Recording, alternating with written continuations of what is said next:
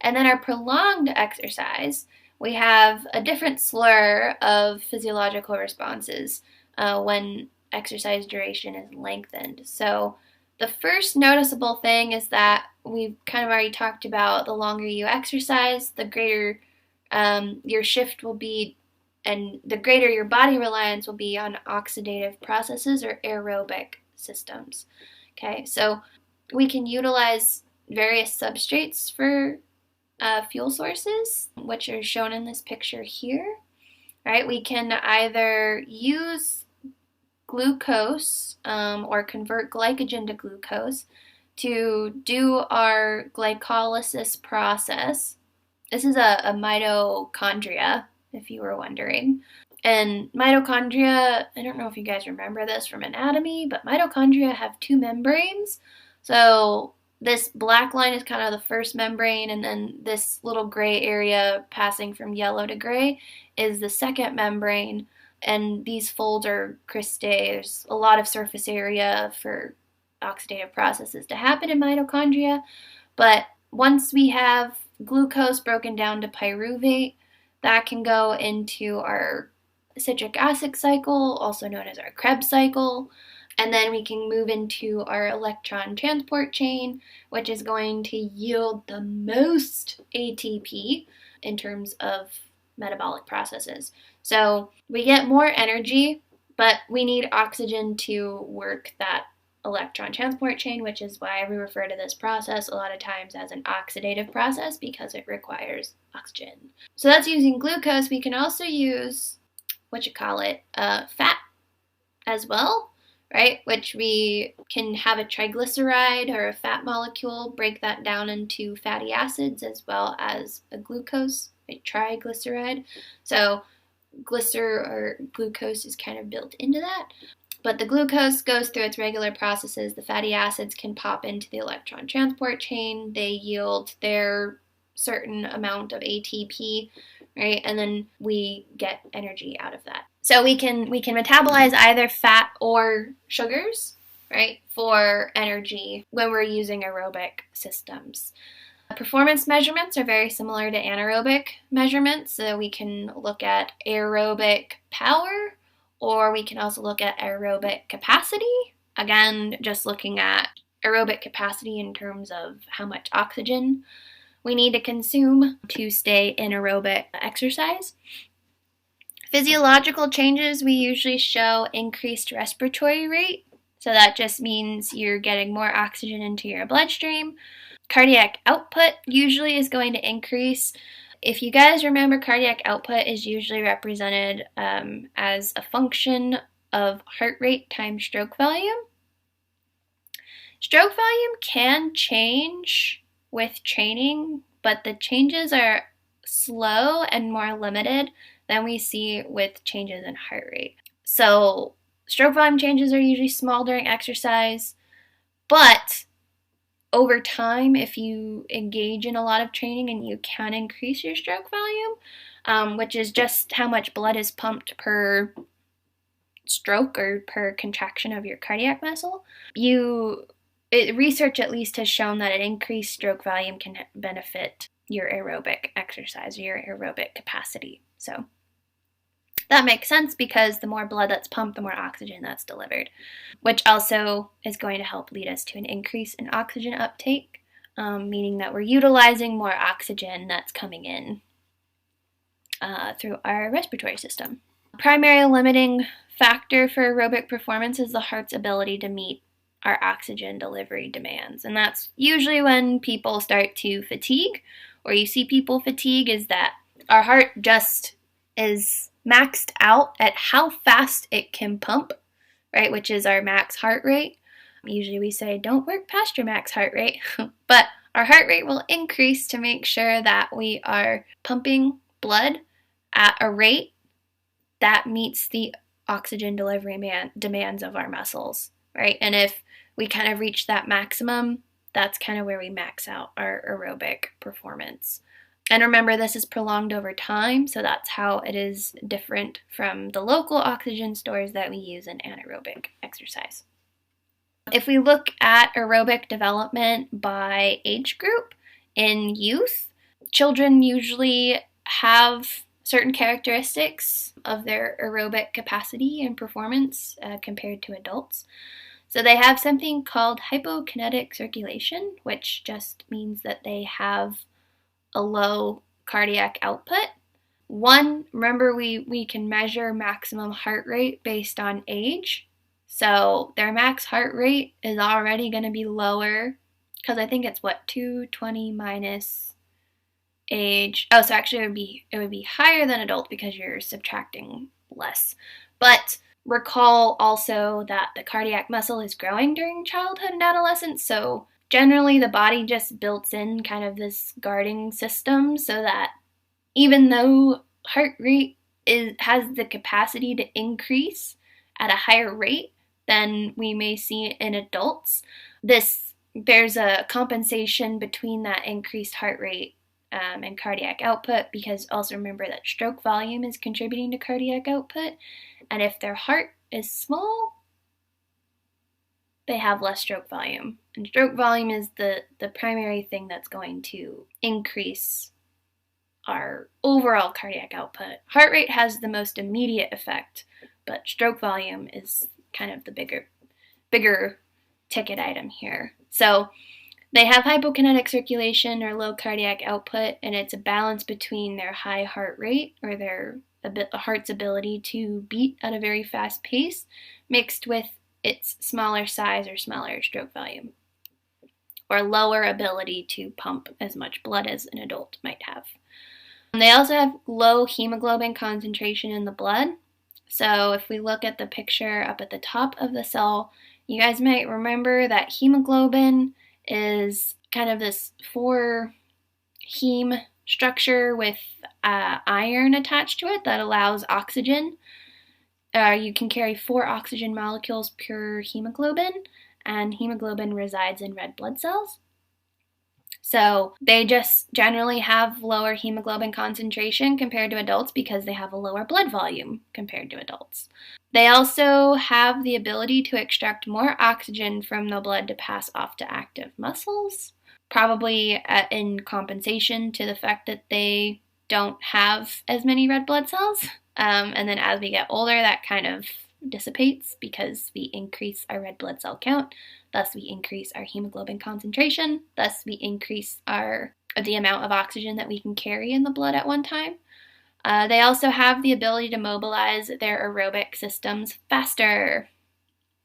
Again, probably a compensatory mechanism for the other things that I've already mentioned. Children also have a comparably effective oxygen transport system to adults, but they can't endure exercise as long. Okay, there's a couple reasons that this happens. One, we could say that they have small energy reserves in their muscles, so less muscle mass means less ability to store glycogen, which can be utilized in oxidative processes. They also generally have less fat content than adults do. So even if you have a leaner adult, right, the percentage of body fat that is utilizable for exercise compared to total body weight is still probably on the smaller side compared to adults. So that might be a reason they maybe just run out of energy substrates or energy fuel sources faster than adults do because of their small stature. In terms of their peak oxygen uptake or their VO2 max, right, we can see we've got 2 graphs to the right, one of them being maximal oxygen uptake as a function of age, and then we have maximum oxygen uptake per body weight.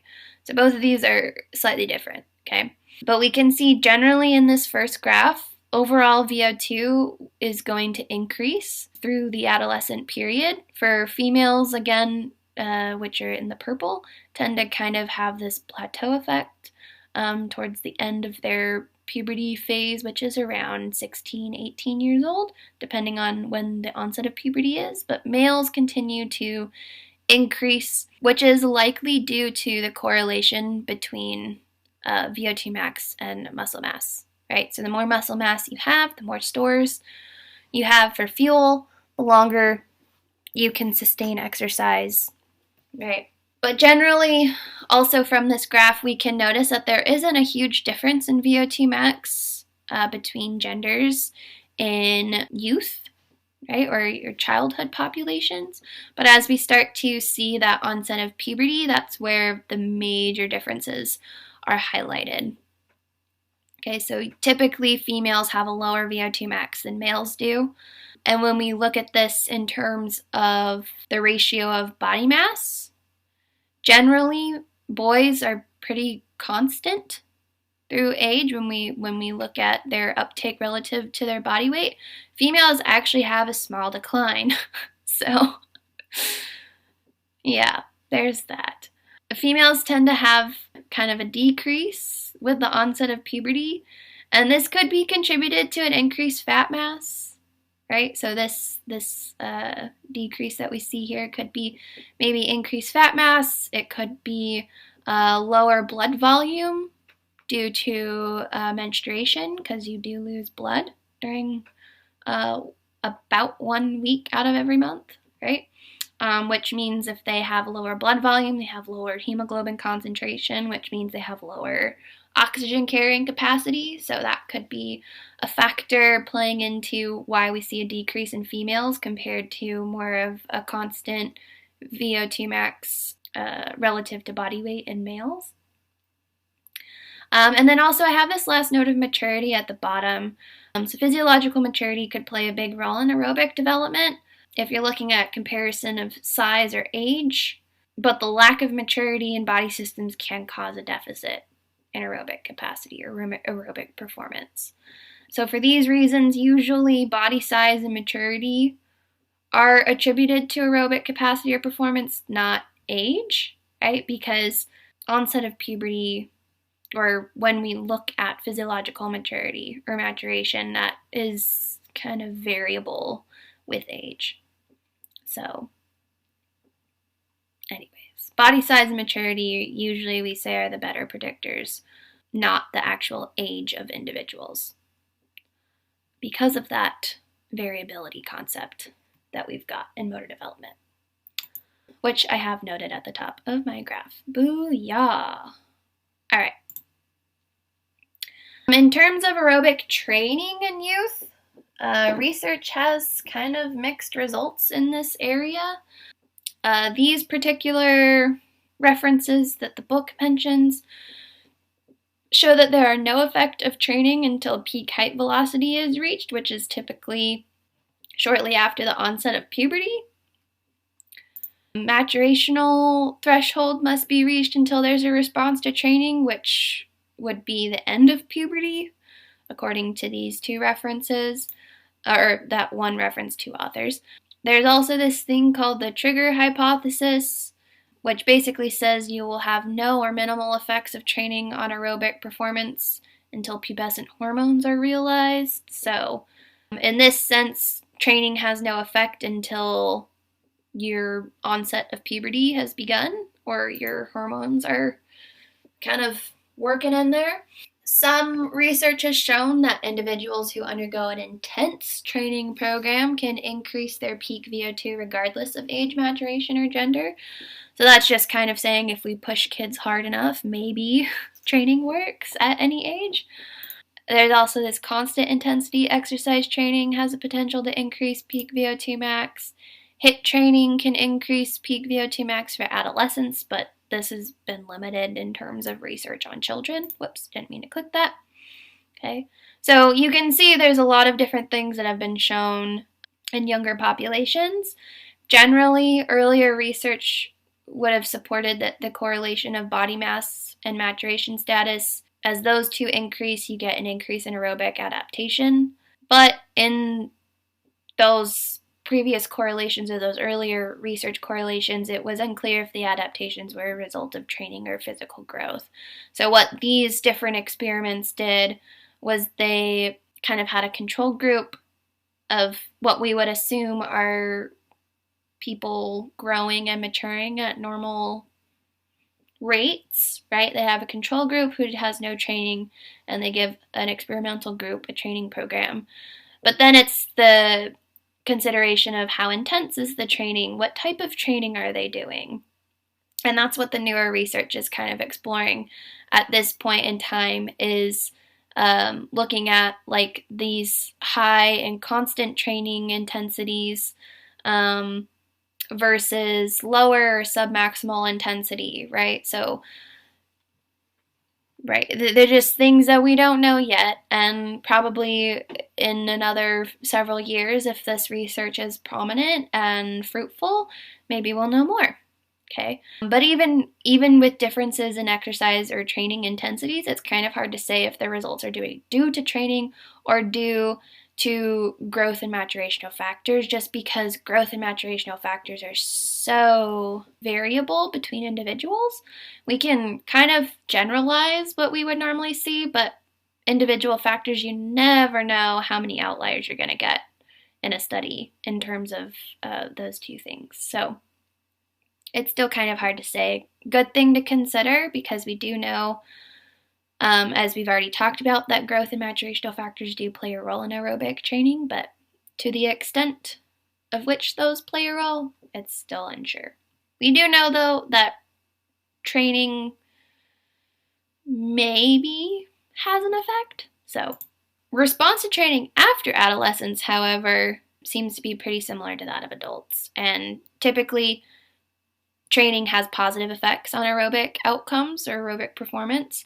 Physiological adaptations typically lead to increases in heart size and volume, or how much stroke volume, if you want to look at it that way. Total blood volume. Total blood volume means that total hemoglobin is also going to be increased, and your maximal cardiac output. We also have changes in the mitochondria. Actually, I think some people have had increased mitochondrial density as a result of aerobic training. The more mitochondria you have, the more oxidative processes you can run simultaneously, which means the more energy you have over there, which is going to help sustain you for a longer period of time. So that's like another thing that I recently discovered in a class. Physically active individuals who are not training tend to have 2 to 5% higher aerobic fitness than sedentary individuals. So you don't even need to be like training intensely. You just need to be active to kind of maintain your aerobic capacity. So sedentary, not the best thing if you want your cardiorespiratory or cardiovascular endurance to be up to par. But it is important to note that physical activity does have lower effects on aerobic fitness than training does. So training will yield the best outcomes. Being physically active will have like decreased outcomes compared to training, but it's a better alternative than being sedentary.